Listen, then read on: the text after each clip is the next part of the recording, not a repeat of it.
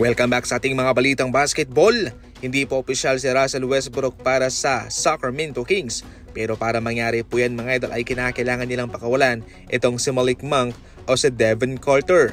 Yan po ang kanilang papakawalan na mamimili sila sa dalawa para kanilang ma-absorb si Russell Westbrook. Pero mahirap po itong desisyon, hindi ka lang basta-basta magpapakawala ng player. Itong si Malik Monk, isa ito sa mga consistent na player ng Sacramento Kings, especially sa 3-point line.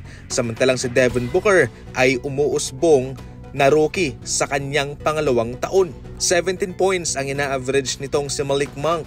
Samantalang si Carter, defensive potential na manlalaro. Kaya mahirap po ito mga idol. Ipapalit mo ba itong si Malik Monk o si Devin Carter para lang kay Russell Westbrook? Nako, mahirap to na desisyon para sa Kings. Samantala, pwede namang mag-trade ang Golden State Warriors para sila'y maka-acquire ng isang center. At ito hoy si Nicholas Claxton ng Brooklyn Nets. Sa puntong ito mga idol, ayon mismo sa clutch points, pwede po nilang ipalit si Buddy Hield at itong si Moses Moody para kay Claxton. Ito na ang kanyang pang-5 season ngayon sa NBA. Siya ay nag-average ng 10 points, 7 rebounds, 2 assists, and 1.4 blocks per game nung nagdaang season. Magaling din siyang dumepensa mga idol. At kung sakaling matutuloy man siya sa Golden State Warriors, mapapalibutan siya nila Stephen Curry, Draymond Green, Jimmy Butler.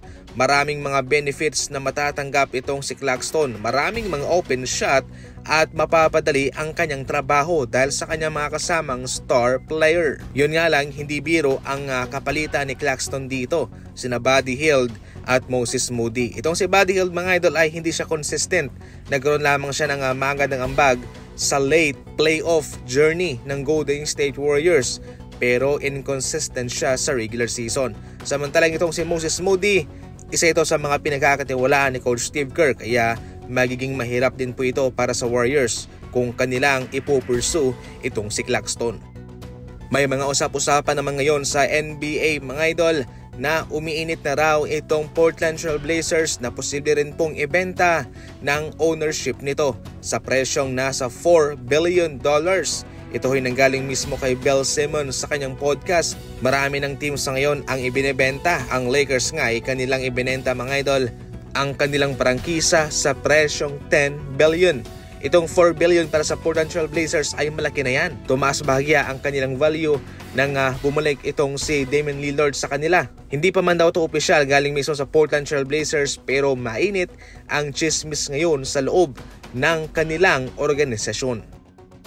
Sa ating huling balita, bilang pagpapatuloy ng beef sa pagitan ng Morris Brothers at Jokic Brothers, sa ngayon mga idol, ang mga Morris Brothers ay naghahamon ng suntukan sa Jokic Brothers. Nako, siguradong hindi mo talaga gugustuhin makalaban itong mga kapatid ni Nikola Jokic. Yung isa pa lang ay dambuhalang na ba? Siguradong magiging 1 versus 2 lang po ang labanan sa puntong ito. Grabe, lumaki pa ng lumaki itong kapatid ni Nikola Jokic. Imagine itong si Jokic mataas na to, malaki na to. Pero kung sila'y magkasama ng kanyang kapatid ay hinigitan pa niya itong si Nikola Jokic. Grabe. Sa mga nakalipas na araw ay inarestong nga itong si Marcus Morris sapagkat siya'y nagbayad ng tseke na walang laman. Tumalbog po. As of now ay siya'y nasa kulungan at walang piyansa mga idol.